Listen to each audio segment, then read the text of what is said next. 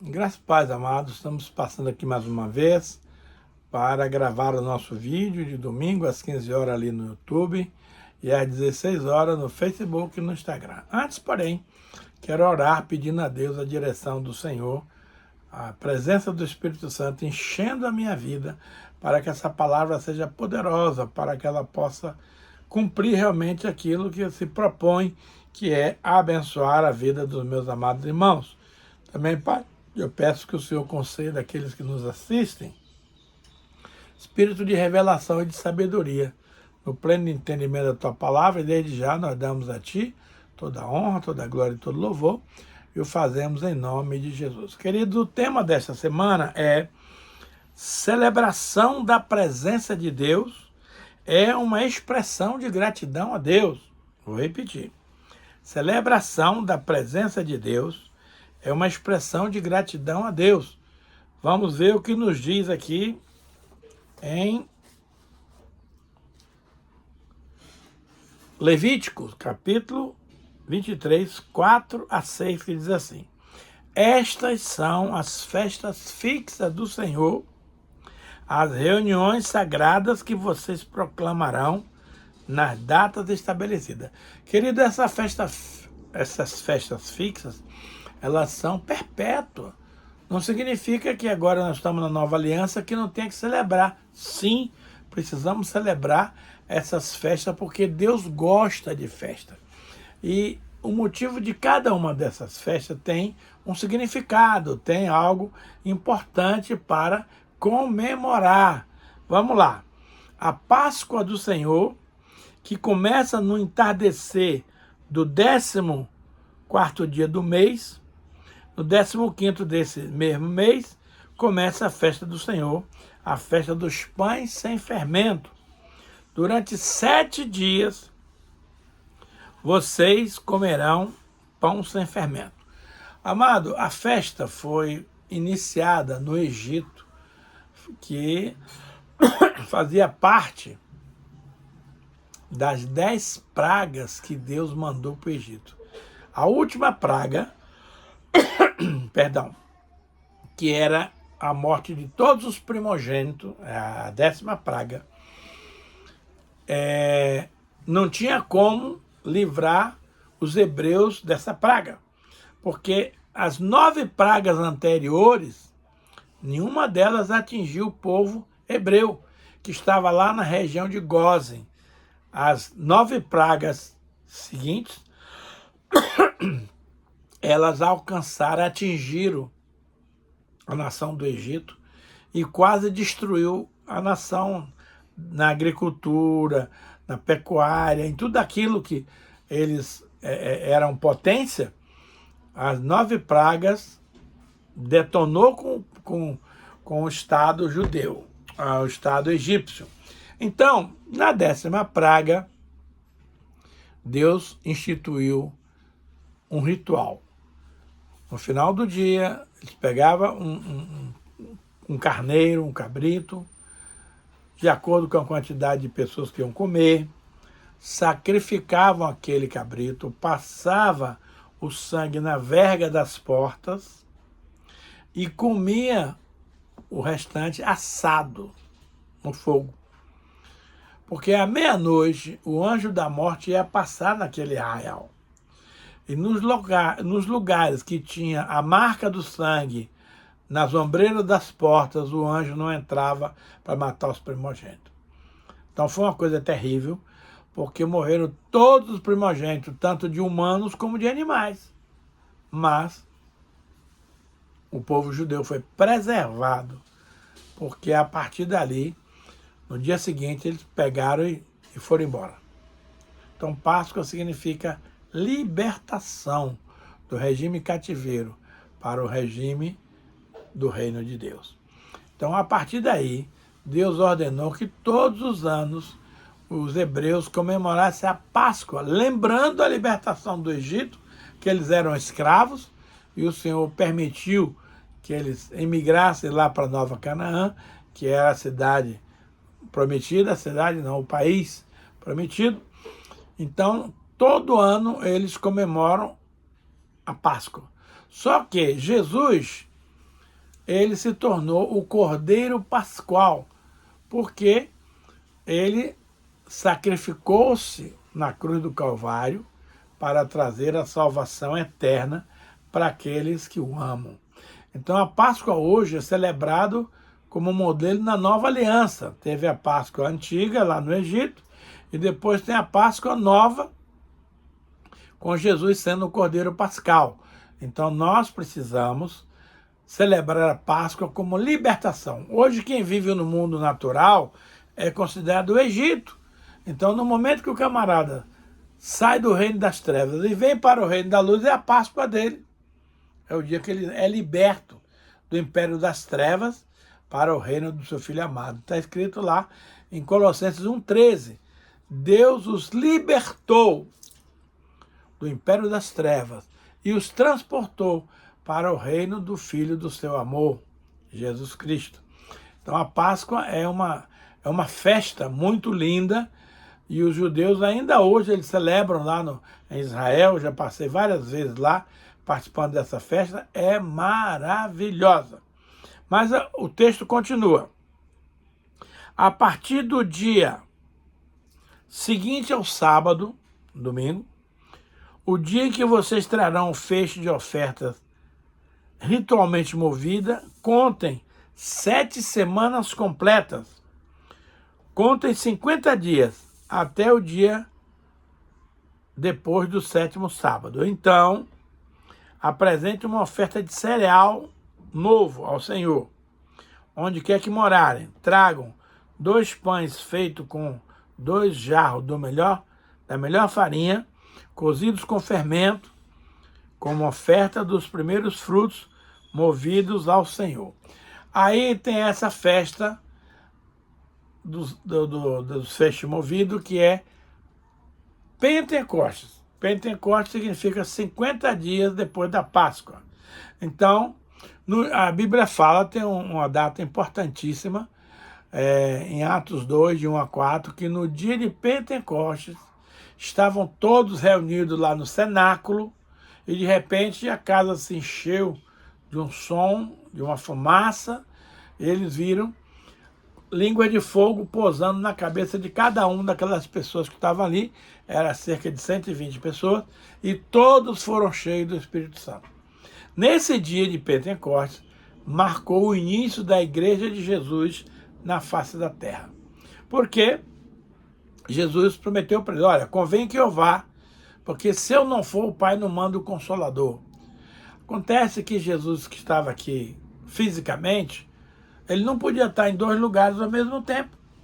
Então, ele subiu ao Pai e enviou o Consolador, que é o Espírito Santo, que hoje habita em cada crente. Onde quer que você esteja, o Espírito Santo vai estar lá para lhe abençoar. Então, a festa de Pentecostes é também chamada a festa das primícias, quando ele celebrava essa festa para agradecer a colheita dos primeiros frutos da agricultura, que Israel era um país extremamente agrícola. Então ele dependia dessas colheitas para a sua sobrevivência. Então Pentecostes, ela começou 50 dias depois da Páscoa, eles tinham que apresentar todo esse ritual que falamos aqui, mas ela se cumpriu na nova aliança com a descida do Espírito Santo e a criação da Igreja de Jesus no planeta Terra. Então, é uma data importantíssima, é uma festa importantíssima, é uma festa do poder. Então, eles celebravam aquilo como gratidão, como lembrança das coisas poderosas que Deus fazia. E quando a gente vai a Israel, tem um lugar lá chamado Cenáculo. Lá foi realizada essa festa de Pentecostes. É um lugar extremamente ungido, onde a gente faz um pequeno culto ali, com orações, com imposição de mãos para os irmãos, e ali o fogo desce. E a turma é batizada com o Espírito Santo, é cheia do poder de Deus. É o local onde aconteceu o primeiro Pentecostes na Nova Aliança. Então, essa é uma festa também perpétua. Nós não podemos deixar de celebrar Páscoa, Pentecostes, e agora vamos para a terceira festa fixa. Vamos lá. O Senhor disse a Moisés: diga o seguinte aos israelitas: no 15º dia desse mês, 7º mês, começa a festa das cabanas do Senhor, que dura 7 dias. No primeiro dia haverá reunião sagrada. Não realizem trabalho algum. Durante 7 dias apresentem ofertas preparadas no fogo ao Senhor. No 8º dia façam uma reunião sagrada e apresente uma oferta preparada no fogo ao Senhor. É uma assembleia. Não realizem trabalho algum. Estas são as festas fixas do Senhor, que vocês proclamarão como reuniões sagradas, para trazer as ofertas preparadas no fogo ao Senhor. Holocaustos, oferta de cereais, sacrifícios e oferta derramada exigida a cada dia. Nós sabemos que Israel morou no deserto durante 40 anos, e nesse tempo o Senhor cuidou deles. As roupas não ficavam velhas, os sapatos não apertavam nos pés das crianças, ele ia aumentando. Enfim, saiu água da rocha, Deus mandou o maná todo dia para eles se alimentarem. Então foi uma experiência extraordinária. Por isso, essa festa também é chamada de tabernáculos, é chamada a festa das cabanas. O judeu aproveita para armar lá em Jerusalém, aquelas cabaninhas lá, para lembrar que durante 40 anos eles usaram aquele sistema para viver. Então, ainda hoje eles celebram essa festa das cabanas, ou tabernáculo, ou Sukkot, que é no hebraico. Só que essa festa, amados, ainda não aconteceu na nova aliança. Por quê? Porque essa festa vai ser celebrada no dia que Jesus venha buscar a sua igreja. Aí essa festa se consumará na nova aliança, mas ainda não chegou, está perto de chegar. Então nós celebramos tabernáculo para lembrar o período que os judeus viveram lá no Egito, na caminhada, né, nos 40 anos que eles atravessaram. Eles moraram em tendas, mas Deus supriu tudo. E hoje que eles estão em cidades edificadas, em casas com varanda, com terraços, o judeu faz essa festa de cabanas. Eles fazem as refeições dentro das cabanas. Também já participei em Israel de várias festas como essa. Aliás, essa festa de tabernáculo em Israel, ela tem um portal de prosperidade. Então, quando você vai a Israel, na data da festa das cabanas, na festa de Sukkot, na festa de tabernáculos, aí o Senhor derrama a unção sobre você, a paz, a alegria, a prosperidade. É uma festa extraordinária. Nós, quando éramos pastores da Pão da Vida, celebrávamos todo ano essas 3 festas. Páscoa, o pessoal ia vestido de roupas hebraicas, comidas, tabernáculos, Pentecostes, a festa do poder, e finalmente a festa do tabernáculo, que era um espetáculo, um show de teatro, de música. No último dia servíamos uma mesa lotada, completa de frutas, e o povo depois do culto ia comer aquelas frutas, lembrando dessa bênção que Deus concedeu a Israel lá no país de Israel. Então, era uma festa maravilhosa, e essa era uma ordenança para se fazer todos os anos, porque era uma festa sagrada. As 3 festas principais. Tinha mais outros também, mas essas são mais secundárias. Então, a igreja precisa celebrar a Páscoa, precisa celebrar Pentecostes e precisa celebrar tabernáculo para cumprir com esse mandamento que Deus nos deu aqui em Levítico. Só que é o seguinte, amados, infelizmente, muitas igrejas não têm a visão desse material que eu estou lendo para você aqui. Então, por eles não ter essa visão, eles não fazem. Ou faz pela metade, ou faz de qualquer jeito. Mas olha, é preciso você ter essa visão para cumprir esse mandamento. E eu sinto muita saudade dos tempos que a gente celebrava essas festas, Deus se alegrava, era uma coisa muito linda. Mas, além dessas festas, temos outras festas também, as quais nós precisamos celebrar. Por exemplo, aqui diz assim, ó, Salmo 16, 11. Tu me farás conhecer a vereda da vida e a alegria plena da tua presença, com eterno prazer à tua direita. Então, amados, estar na presença do Senhor é algo extraordinário. Agora, deixa eu te dizer algo. Quando a Bíblia fala que você, quando for orar, fecha a porta do teu quarto, vai orar em secreto e o teu Pai que vem em secreto te abençoará, também é uma forma de você celebrar a presença do Senhor. Não é só nas grandes festas bíblicas que você celebra. Por exemplo, na nossa igreja, todo domingo, nós celebramos ao Senhor no culto das 18 horas e no culto das 9h30 da manhã. Também os nossos jovens celebram no sábado. Os nossos juniores, adolescentes, celebram na sexta. Enfim, a nossa igreja gosta muito de celebração. Então, ela nos proporciona a oportunidade de eu e você estarmos celebrando a presença do Senhor, que é uma das formas uma das expressões de amor ao nosso Deus.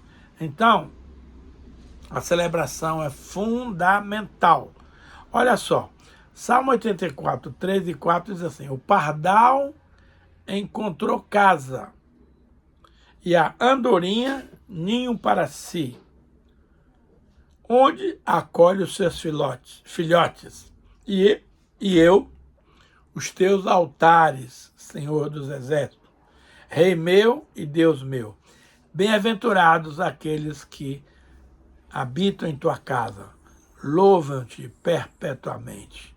Amados, até o pardal encontrou casa, e a andorinha ninho para si.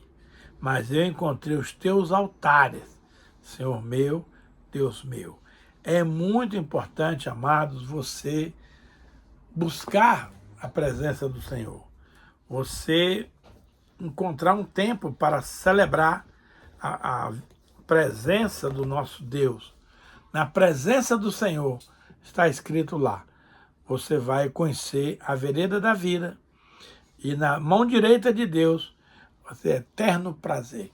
Então, meus amados, a celebração é algo extraordinário que nós ainda hoje fazemos. Então, eu gosto muito das festas bíblicas, porque elas celebram muito dança, cântico, teatro, música, maravilhoso. Mas a igreja também hoje, fora desse contexto, ela ainda celebra o Senhor em os nossos cultos de gratidão ao Senhor, nosso Deus. Então, veja bem, eu gosto muito de Salmo 122, 1. Alegrei-me quando me disseram, vamos à casa do Senhor. Então, veja só, na presença de Deus, demonstra um relacionamento íntimo com Ele. Deus está muito mais interessado em se relacionar comigo e com você do que você oferecer sacrifício de tolo. Passe tempo em comunhão com Deus, celebrando a sua presença por meio de cântico, de meditação e de oração. Agora, como é que eu posso aplicar isso no campo prático? Por exemplo, em Hebreus 10, 25 diz assim, não deixemos de congregar-nos, como é costume de alguns. Antes, façamos admoestações, e tanto mais quando vede que o dia se aproxima. Querido, tem muita gente, hoje, comenta-se, que tem mais de 30 milhões de crentes desigrejados. Esse desengrejado é um termo novo, moderno, para justificar o crente desviado. Não existe essa história de crente desengrejado. Jesus disse, eu sou a videira. Quem está em mim e eu nele, esse dá muito fruto. Mas, se você não estiver ligado à videira, você está fadado ao fogo, porque o galho fora da árvore seca e vai ter que ser queimado. Então, meus amados, a igreja é o corpo místico de Cristo. É onde ele nos mandou congregar. Não existe esse negócio de desengrejado, não. Se você não estiver no corpo de Cristo, você está fora. Mas a minha esperança, irmãos, é que quando vier o grande derramamento do Espírito Santo sobre toda a carne, esses crentes desigrejados tomem juízo, recebam uma injeção do fogo de Deus e acorde e volte a congregar nas nossas igrejas. Por quê? Fora da igreja não tem salvação. Deixa eu explicar. A igreja não salva ninguém. Quem salva é Jesus. Mas a igreja é o corpo de Cristo. E se você não estiver lá, você está fora. Olha a advertência que o Senhor nos faz. Não deixemos de congregar como é costume de alguns. Esses desengrejados, amados, eles são desviados do Evangelho, do Reino de Deus. E se Jesus vier hoje e não mudar esse quadro, eles não vão subir. Lamento te informar. Tenho bases bíblicas sólidas para comprovar esse meu raciocínio. O tempo aqui não nos permite aprofundar o assunto, mas a gente está à disposição para explicar isso para os irmãos, até mesmo fora do sistema aqui do YouTube. Mas veja bem, é muito sério. Não deixe de congregar, meu querido. Na congregação que você celebra, você louva, você tem comunhão uns com os outros, você se aproxima do Senhor. Fora da igreja não tem vida. Experimente, pega um galho de árvore aí fora, arranca ele do tronco e larga lá no chão uma semana. Ele vai secar completamente. E o resultado, Jesus falou na parábola lá da vinha, é ser lançado no fogo. E o fogo é o quê? É inferno.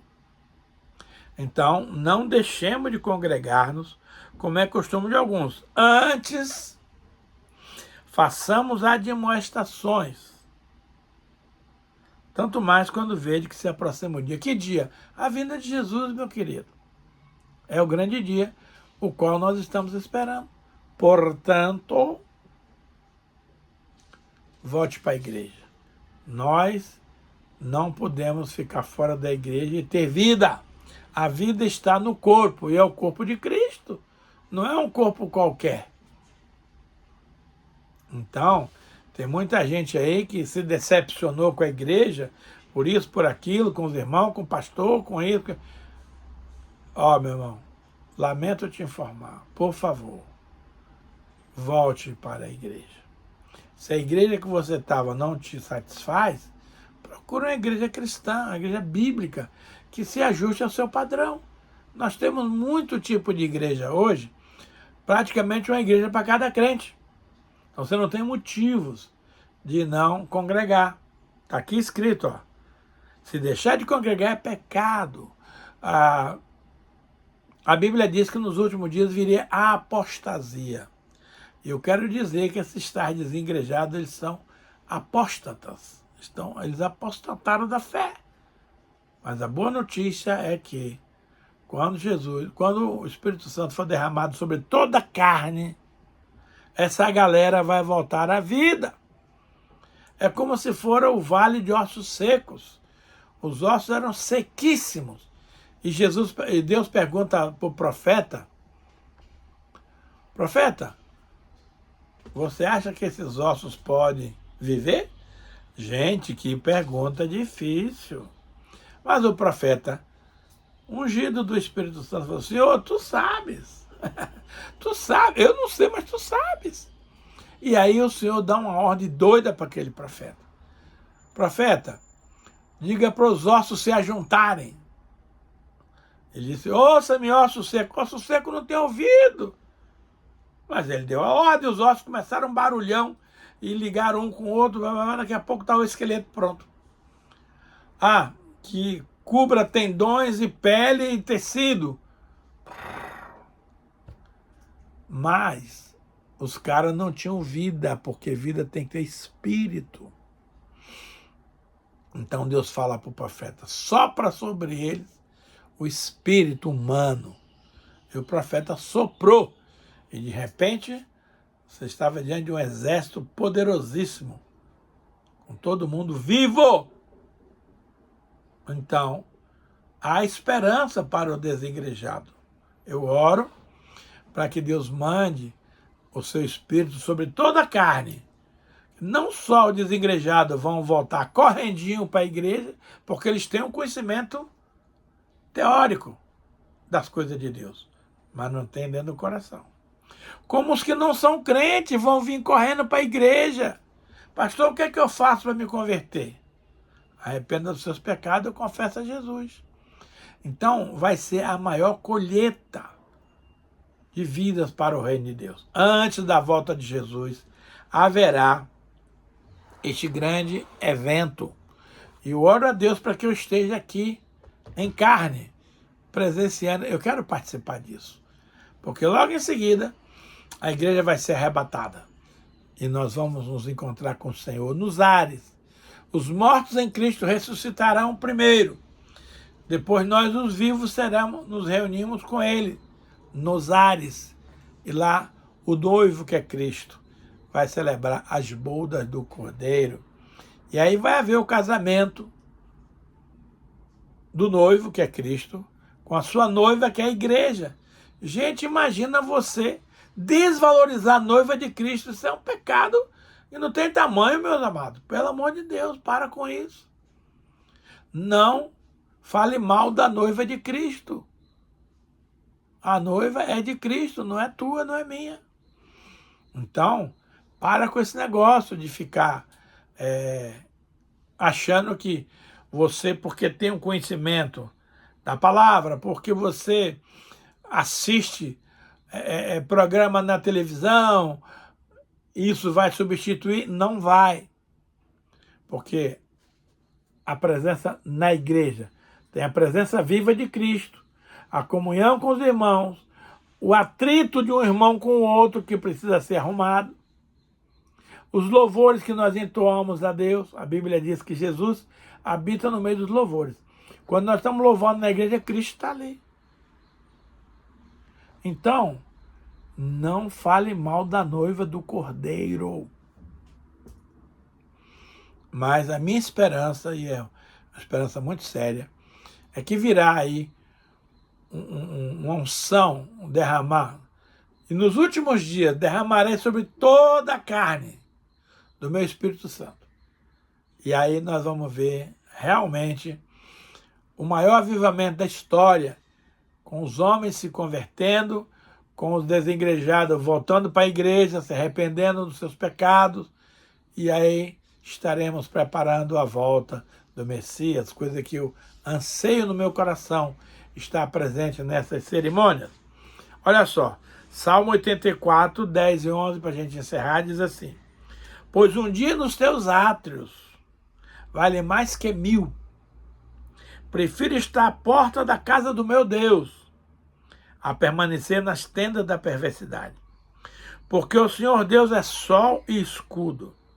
O Senhor dá graça e glória, e nenhum bem sonega aos que andam retamente. Meus amados, um dia nos teus atos vale mais do que 1000. Prefiro estar à porta da casa do Senhor a andar nas tendas da perversidade. Meu querido, não troque nada pela igreja. A igreja é o mistério de Deus. A igreja é o corpo de Cristo. A igreja é a noiva do Cordeiro. E nós não podemos ficar de fora disso. Senhor, é tão gostoso falar da tua palavra. Podia ficar tempos aqui que teríamos assunto para falar. Porém, entendemos que as pessoas também têm pouco tempo para ouvir.